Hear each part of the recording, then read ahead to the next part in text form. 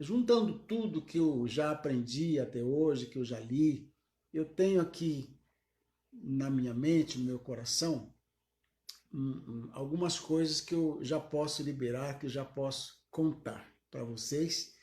E eu tenho certeza que estamos aí na época bem apropriada. No final dessa semana, a começar amanhã à noite, a partir de amanhã, no pôr do sol de Jerusalém, começa-se a celebração do Rosh Hashanah, que é o Ano Novo Judaico. A maioria já sabe, mas é sempre bom a gente repetir, que Israel tem dois calendários, né? Tem um calendário chamado religioso e o calendário civil. Então, no calendário civil, esse final de semana será a celebração do Ano Novo dos judeus, assim nós chamamos, né? E no primeiro dia do Ano Novo, dia 1 e 2 do Ano Novo, é celebrada também a festa das trombetas, que cai sempre no dia 1º e 2 do Ano Novo Judaico, que ao calendário religioso, ou seja, aquele calendário que tem a sua origem lá em Gênesis capítulo 12, quando o Senhor disse: este vos será o primeiro mês do ano.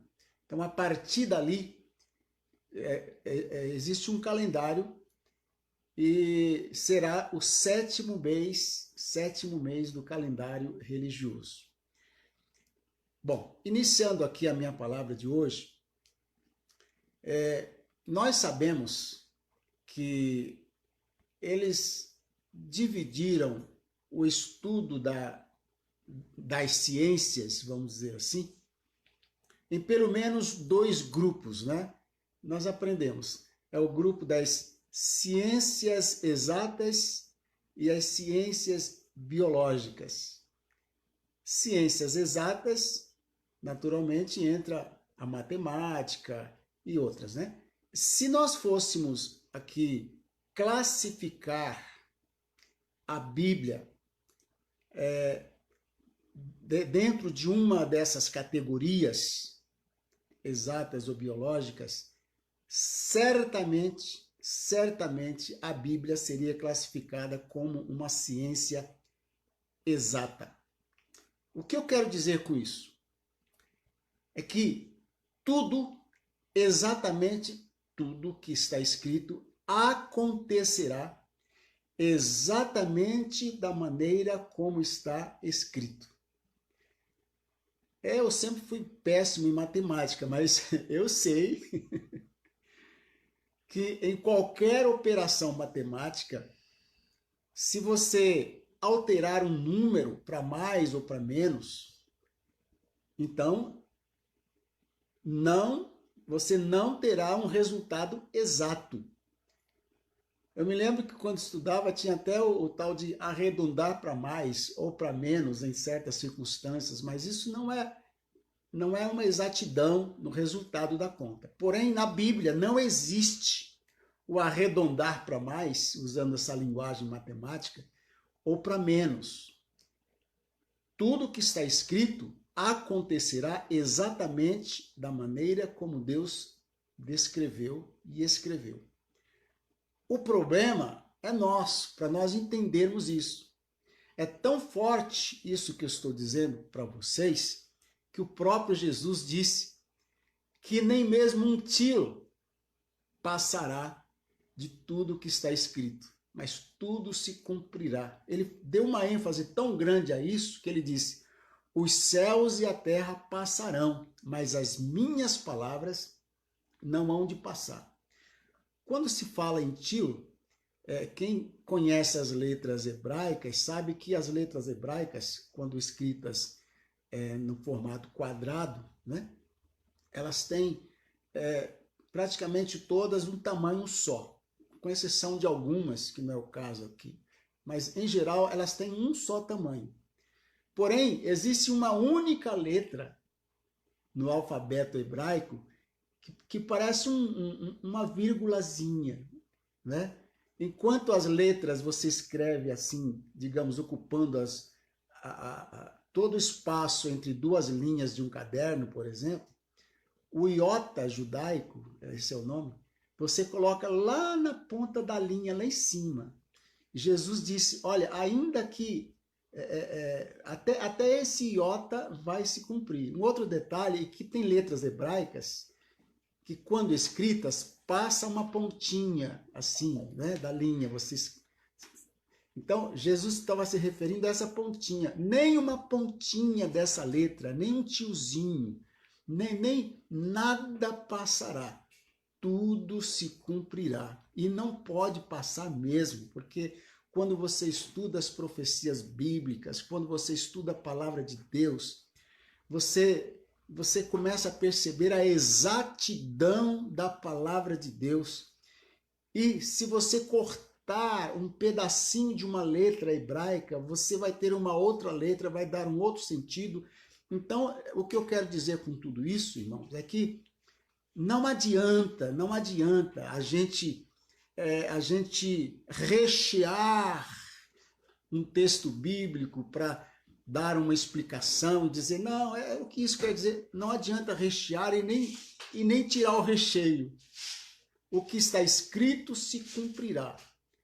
Agora, para compreender as coisas espirituais, Deus usou de uma metodologia maravilhosa chamada usar o conhecido para explicar o desconhecido. Né? Eu tive uma matéria no seminário, quando eu fiz seminário, que ensinou isso. As 7 leis do ensino, me lembrei agora. Então, nas 7 leis do ensino, eu aprendi isso.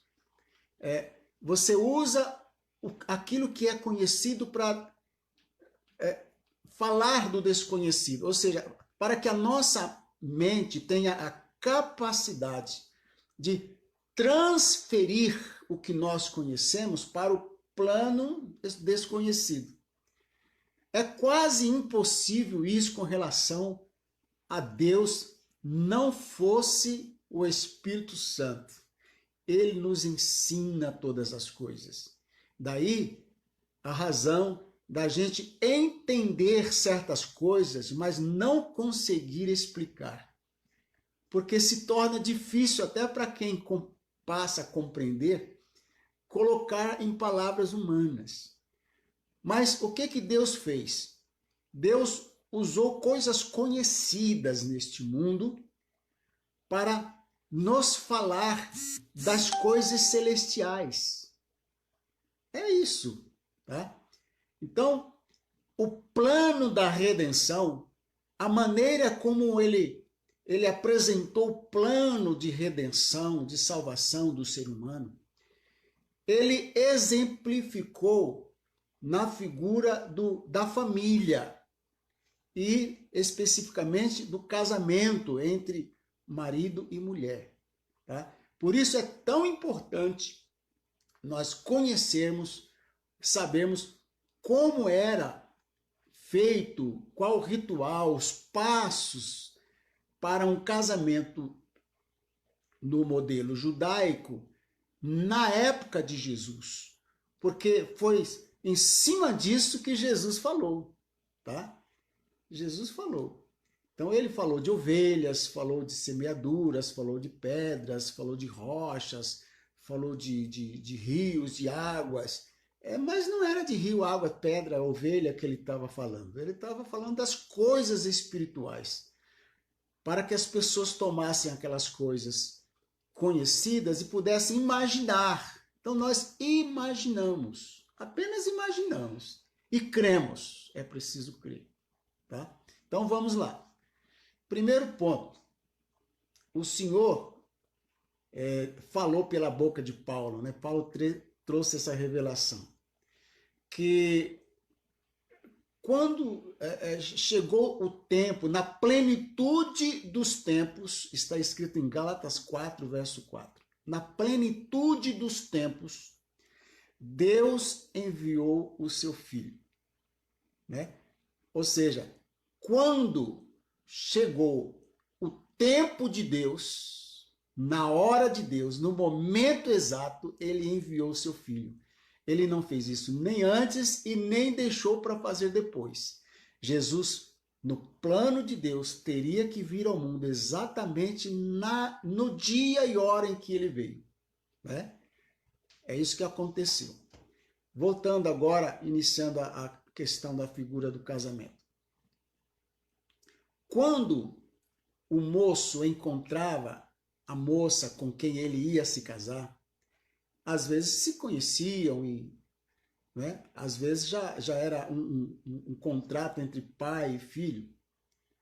Então, uma vez manifesta o desejo de casar-se com aquela moça, escolhida a moça, o pai do moço enviava o seu filho até a casa da moça para celebrar o noivado, ok? Aqui já começa. Deus enviou o seu filho ao mundo para que todo aquele que nele crê não pereça, mas tenha vida eterna. O ato de Deus enviar o seu filho ao mundo foi antes exemplificado, tipificado pelo pai que envia o seu filho até a casa da moça com quem ele vai se casar.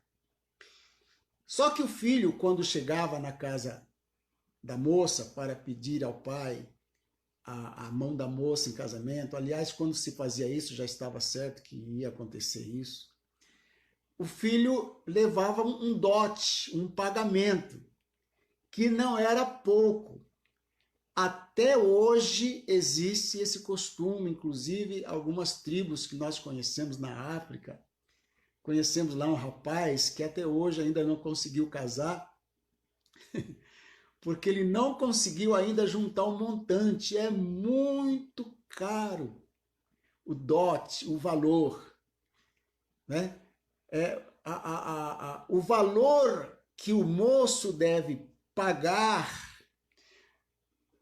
para resgatar aquela que vai ser a sua esposa deve ser alto para que ele saiba valorizá-la, para que ela saiba que ela custou um alto preço para o seu marido. E qual foi o preço que Jesus pagou pela igreja? Você já sabe.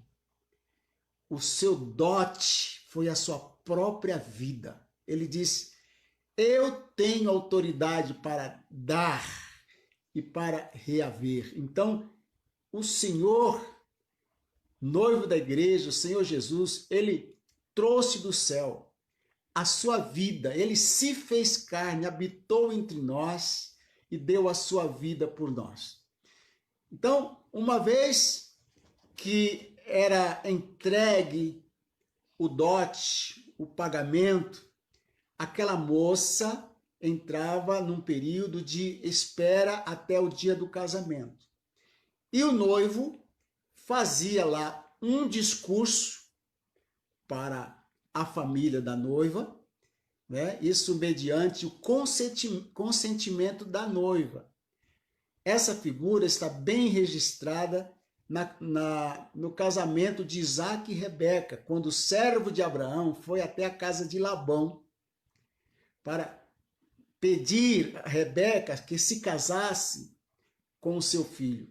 O servo de Abraão levou lá os presentes, os dotes, e a família perguntou para ela, o pai perguntou para Rebeca: você vai com este homem para se casar com o filho do seu senhor? Ela disse sim. Então, aí ele entregou os presentes, os dotes, e esperou-se mais algum tempo até que eles partissem ao encontro da Rebeca com o Isaac. Qual foi o discurso de Jesus? Está registrado em João capítulos 14, 15, 16. Jesus diz assim, vou preparar-vos lugar, porque essa era a promessa que o noivo tinha que fazer para a noiva. E Jesus disse: na casa do meu pai há muitas moradas, ou seja, cabe muita gente. Então o noivo dizia: eu vou voltar para a casa do meu pai e vou preparar aposentos, vou preparar um lugar para receber a todos no nosso casamento. E ele então partia de volta para a casa do seu pai, e a moça, a partir daquele momento, passava a usar um véu. Quando ela saía para fora de sua casa, ela teria que usar aquele véu para que os rapazes que a encontrassem soubessem que ela já era noiva, e aí nenhum deles se atreveria a oferecer qualquer proposta de casamento. Todos a respeitavam, né? Então, por exemplo, quando Maria era noiva de José, e todos sabiam disso. Quando ela saía de casa, ela saía com o seu véu, e isso era um sinal de que as pessoas olhavam e diziam: essa moça é noiva de alguém. Ok. O que o noivo fazia na casa do seu pai? A partir dali, ele precisava preparar uma suíte ao lado da casa do seu pai, fora da casa do seu pai, ou dentro da casa do seu pai, um lugar à parte, uma suíte onde ele deveria ficar 7 dias com a sua esposa, com a sua noiva, porque o casamento em si, observe, o casamento em si não era a cerimônia das bodas, da comida, bebida, era o ato sexual que era o casamento. Então, naquela suíte deveria ter tudo o que eles precisassem para ficarem a sós durante os 7 dias, tá? Comida, roupas, água, enfim, toda provisão para uma semana. Nessa parte eu não achei nenhum comentário, mas vou dar aqui a minha posição, o que eu penso. Eu imagino que esta parte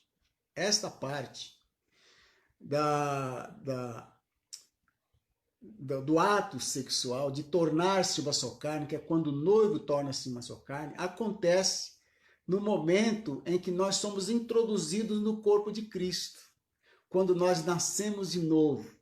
Porque o apóstolo Paulo nos ensinou assim, que aquele que se une com uma prostituta torna-se uma só carne com ela. Assim também, aquele que se une ao Senhor torna-se um só espírito. Então, nós nos tornamos um só espírito em Cristo Jesus através do novo nascimento, o que é representado, consolidado depois através do batismo, não é? Publicamente declarado através do batismo nas águas, ou com água. Tem gente que batiza com água na cabeça, não estou discutindo aqui a forma de batismo, apenas mencionando o batismo como necessário para selar isso, tá? Ok, voltando aqui ao comentário tradicional, ao que tradicionalmente se lê por aí nas pesquisas, você poderá encontrar essas coisas que estou dizendo. Enquanto o noivo prepara lá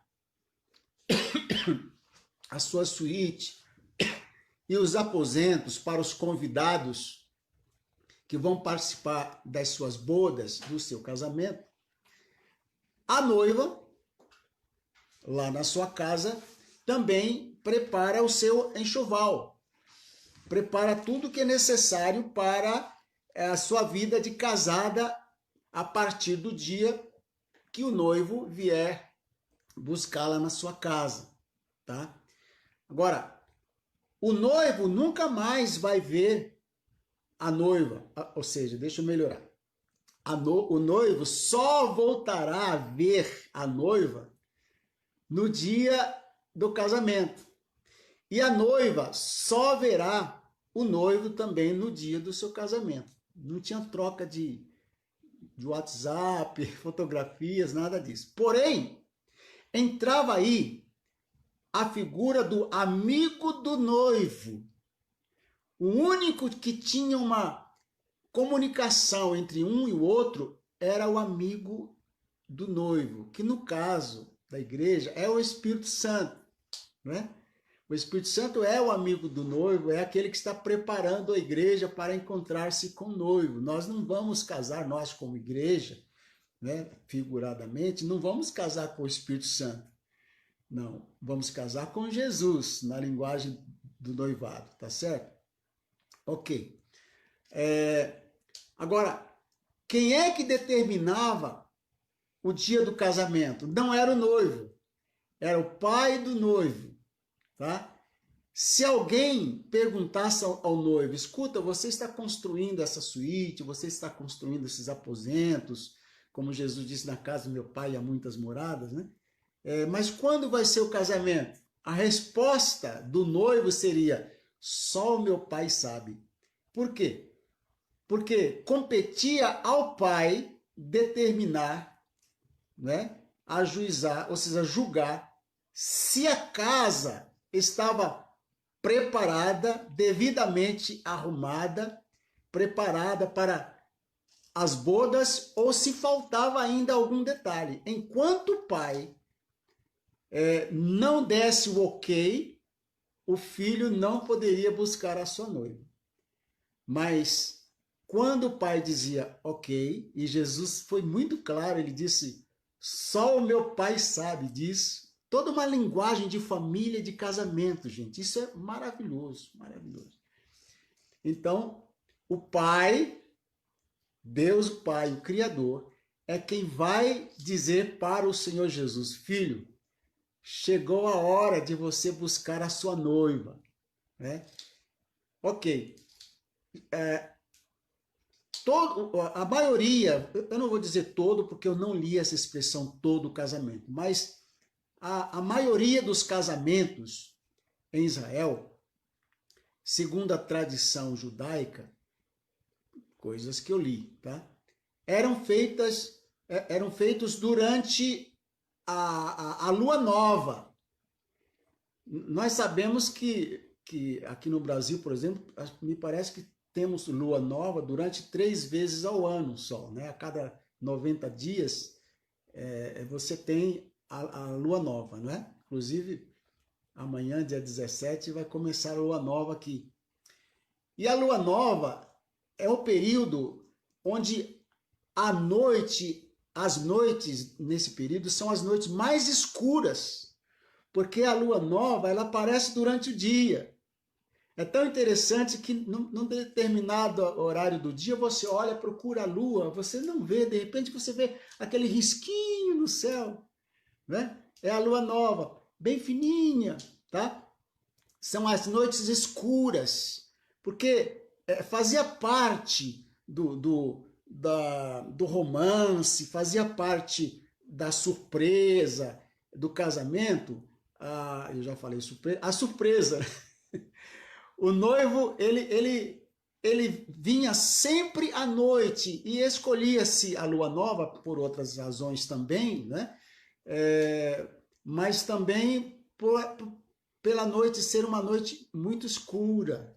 Dava assim um tchan de romantismo, segundo eu li, tá? Muito bem. E quando chegava próxima geralmente o noivo voltava 1 ano depois, outros noivos demoravam mais de 1 ano, 2 anos, mas a noiva, ela tinha certeza que ele voltaria, porque o preço pago foi muito alto. Eu quero até abrir um parênteses aqui, porque eu estava lendo num jornal, de vez em quando eu entro em alguns jornais lá de Israel, né, o meu celular traduz para o português, dá para ver bem. E num desses, essa semana passada, eles estavam comentando acerca do aparecimento do Messias. E alguém disse lá, é pena que eu deveria ter guardado essa manchete, mas alguém disse lá que os judeus, eles esperam o aparecimento do Messias com muito mais ansiedade e expectativa do que os cristãos esperam a volta de Jesus. Aí diz lá, porque para os cristãos, Jesus é o Messias, ele já veio e tal, mas eles não esperam Jesus voltar com essa expectativa que os judeus estão esperando o Messias. Foi uma vergonha. Eu fiquei com vergonha de ler isso. Então vamos voltar aqui. Quando estava próximo do final do ano, a noiva, então, convidava as suas irmãs, caso tivesse irmãs, e as suas melhores amigas para formarem um grupo para participarem com ela do encontro com o noivo.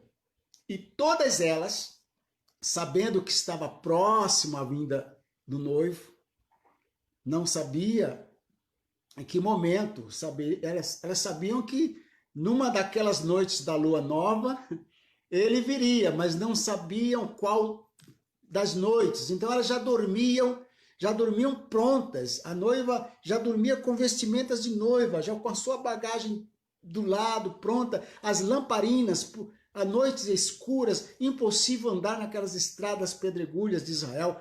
Então elas preparavam uma boa lamparina para clarear o caminho, e todas elas estavam ali. Na parábola das 10 virgens, Jesus diz que 10 virgens se prepararam para encontrar-se com o noivo, né? Uma delas era a que se tornaria esposa.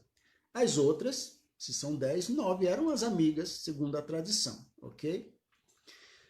Só que Jesus também disse uma coisa, veja como eu disse, a Bíblia é uma ciência exata, gente. Nós temos que pensar nisso. Jesus disse assim, olha, vocês não vão saber, nas minhas palavras, naturalmente, vocês não vão saber a que hora eu vou vir.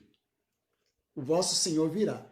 Se na primeira vigília, ou se na segunda, ou se na terceira vigília. Por quê? Porque o dia para o judeu começa ao pôr do sol. Tá? Então, se aquela noite da lua nova começa ao pôr do sol, a primeira vigília vamos falar aqui de horários, das 6 da tarde, digamos que o sol se põe às 6, né? Eu já até verifiquei essa semana em Jerusalém, o sol vai se pôr 6h38. Então, vamos pôr às 6. Então, a primeira vigília, ela acontece das 6 às 9 da noite. E Jesus disse, pode ser que eu venha nesse período, entre 6 e 9 da noite. Mas ele disse, na segunda vigília ou na terceira. Tem que esperar. Então, se ele não vier entre as 6 e as 9, ele virá entre as 9 e a meia-noite. E se ele não chegar nessa vigília, ele vai chegar entre meia-noite e as 3 da manhã, que é a terceira vigília. Então, as mulheres, as noivas, elas teriam que esperar. E aí, a Bíblia diz, tardando o noivo, ou seja, ele não chegou nem na primeira e nem na segunda. Ele chegou, pelo que se percebe na parábola das 10 virgens, no final da terceira vigília. Porque elas adormeceram, dormiram. Ok, vamos voltar para o noivo. O pai verifica, os aposentos estão ok, a suíte está ok, e o pai então diz, ok, filho, pode buscar a sua noiva. O noivo pega, então, os seus melhores amigos, um grupo de rapazes, no caso do Senhor Jesus, vai ser os anjos. A Bíblia diz que vai ser um grande clangor de trombetas, vai ser festança, porque o casamento vai ser uma coisa barulhenta. Alguém até escreveu uma crítica, se vai ser barulhenta, como é que a igreja vai desaparecer e ninguém vai ver? Porque só quem vai ouvir vai ser a noiva. Quem não é de Jesus não vai ouvir trombeta nenhuma, só vai perceber que o povo desapareceu mesmo, com certeza. Tá? Então, o noivo saía com o seu grupo de amigos ao encontro da noiva. E se ele morasse muito longe, ele teria que calcular para chegar à noite lá. Era romântico, era surpresa. A noiva estava esperando desde a noite passada, talvez várias outras noites anteriores, e naquela expectativa, será que vai ser hoje? Será que vai ser essa noite? Essa expectativa que tem que estar no nosso coração, irmão. Será que vai ser essa noite que Jesus volta? Será que vai ser nessa lua nova? Será que vai ser nessa festa das trombetas? Será? Se não for, vamos esperando, tem que esperar. Mas o azeite tem que estar lá na lâmpada. Quando o noivo se aproximava da casa da noiva, um dos rapazes gritava: é o noivo! Jesus disse: eis o noivo! Foi um grito alto que espantou, acordou na parábola, as 10 virgens, e elas todas se prepararam para o encontro com o noivo, mas 5 delas não tinham azeite suficiente para fazer a sua caminhada, o seu percurso até o encontro com o noivo. Então, 5 delas ficaram para trás e 5 avançaram com a noiva, não é? Encontraram-se com o noivo. Nesse encontro, segundo o que eu aprendi, o pai da noiva verificava para ver se não era nenhum ladrão, se era mesmo aquele noivo que havia pago aquele valor alto, é ele mesmo, então não tinha como segurar. Ou seja, o mundo não vai poder segurar a noiva, a igreja do Senhor Jesus, quando ela partir desse mundo. Nada vai nos segurar para trás. Nada. Nós subiremos a encontrar com o Senhor Jesus nos ares. Ok. Então, o noivo voltava para a casa do seu pai com a sua noiva. E quando chegava na casa do seu pai, todos eram alojados nos aposentos, na casa de meu pai, há muitas moradas. E a noiva entrava com o noivo na suíte.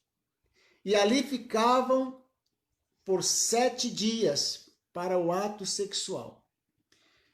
No momento em que houvesse a consumação do ato sexual, primeiro, segundo, terceiro, dentro de 7 dias, o noivo teria que bater a porta. Um dos amigos do noivo, que estaria do lado de fora, pegaria o recado e o noivo diria: foi consumado o casamento. Olha que seriedade é um ato sexual, que seriedade é um casamento. O pai, então, preparava o que eles chamavam de as bodas do noivo, de casamento, a festa de casamento. A noiva, então, saía de dentro do quarto sem o véu. A partir daí, ela mostrava a sua cara. Ela já não precisava mais carregar o seu véu para sinalizar que ela era noiva. Isso é muito maravilhoso, porque lá em Apocalipse chama a igreja de esposa, diz: a esposa do Cordeiro já se preparou. Oh, aleluia! Gente, isso é muito forte. Ou seja, houve o casamento, a igreja tornou-se um só espírito com o Senhor. Jesus disse: tu em mim, eu neles, para que eles sejam um, assim como eu e tu somos um, ó Pai. Né? Então, nesse ato, nesse momento, quando acontece essa união espiritual, celebra-se as bodas no céu, as bodas do Cordeiro. E lá em Apocalipse 19 está escrito: bem-aventurados aqueles que foram chamados, foram convidados para as bodas do Cordeiro, né? Bem-aventurado sou eu, você, que fomos chamados e nós atendemos esse convite e nós estamos aguardando o noivo chegar. Jesus, quando tomou a ceia, levantou um cálice e disse: não beberei mais desse cálice convosco, até que se cumpra, desculpa, até que se cumpra no reino celestial. Por quê? Porque ele estava referindo-se à mesa da celebração do casamento da igreja com ele mesmo, com o Senhor Jesus. Muito bem. A igreja ficará no céu por 7 anos, assim como a noiva ficava na casa do sogro, agora com seu marido, por 7 dias. Terminados os 7 dias, preste atenção nisso agora. Terminados os 7 dias, que profeticamente para a igreja representa 7 anos, o noivo teria que deixar a casa do seu pai para tomar posse daquilo que era dele, daquilo que ele havia conquistado, construído durante aquele ano, aquele período de ausência, durante seu período de noivado. Ele teria que ir embora da casa do seu pai e voltar para a casa da noiva. Olha, volto a dizer, por isso que eu digo que a Bíblia é uma ciência exata. O Senhor, lá no início, diz, por isso deixará o homem pai e mãe, e unir-se-á a sua esposa, a sua mulher, e serão ambos uma só carne. Deixará pai e mãe. A noiva deixou a casa do pai e mãe por um tempo e foi para as bodas. Celebrou-se o casamento, mas depois retorna. É esse o período que 7 anos depois, o Senhor Jesus pega a igreja e volta para a terra, para tomar posse do reino, ser o rei dos reis, e lá em Apocalipse diz que ele vem escrito na coxa, rei dos reis e senhor dos senhores. É aí que ele desce com a noiva, com a sua esposa, não é mais noiva, desce com a esposa, desce com a igreja, ele se assenta no trono, ele põe as ovelhas, os ímpios do lado esquerdo e os justos do lado direito, e ele fala para os judeus e fala para aqueles que sobreviveram aos ataques, ao período da grande tribulação. Ele vai dizer, vinde benditos de meu Pai, tomai posse do reino que vos está preparado desde a fundação do mundo. Ele então reinará com a igreja, o seu trono estará em Jerusalém. A casa que ele preparou descerá dos céus, a Bíblia diz, enfeitada como a noiva, descerá, pousará sobre os montes de Jerusalém e reinará por 1000 anos. E assim estará concluído o processo de redenção, o processo de salvação entre Deus e os homens. Deus estava em Cristo, reconciliando consigo o mundo. E ele usou a figura da família. Eu gosto de uma frase, alguém disse assim, sabendo Deus que Jesus viria na forma de homem, fez o homem à imagem e semelhança de Jesus. Não é? O Senhor querendo tomar uma igreja para si, um povo para si. Ele usou a figura do casamento para falar conosco, para nos ensinar como é que a coisa se procede. Tá? Ele nos deu as festas bíblicas para a gente entender o processo de como as coisas vão se suceder dentro dos nossos calendários. Então, eu encerro essa palavra dizendo, olha, primeiro, dê glória a Deus porque você faz parte desse povo especial, zeloso de boas obras. Dê graças a Deus porque fomos escolhidos para sermos essa noiva do Senhor Jesus. Tá? Vamos cobrir o nosso rosto com véu. Isso fala de santidade.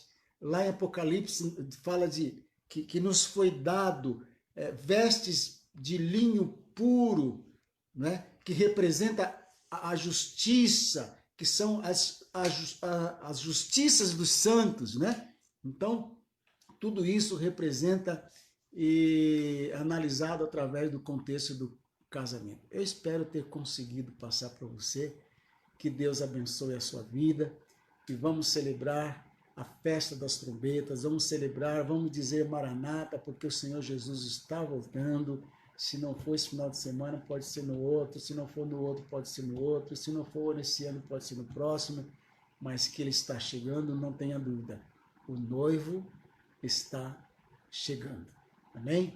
Pai querido, eu oro para que essa palavra traga entendimento, traga paz, traga alegria, traga discernimento no nosso coração. Nos dê a capacidade divina para a gente tomar essas verdades e ensiná-las e comunicá-las com exatidão para as pessoas, não aumentando nem diminuindo, para que tudo se faça exatamente como o Senhor determinou que seja. Nós te agradecemos, Pai, pela tua palavra que não volta vazia, mas fará na nossa vida aquilo que o Senhor determinou que ela se faça, que ela faça. É a minha oração. Eu oro em nome do Senhor Jesus. Amém? Obrigado por estar comigo até agora e até a próxima semana. Deus te abençoe.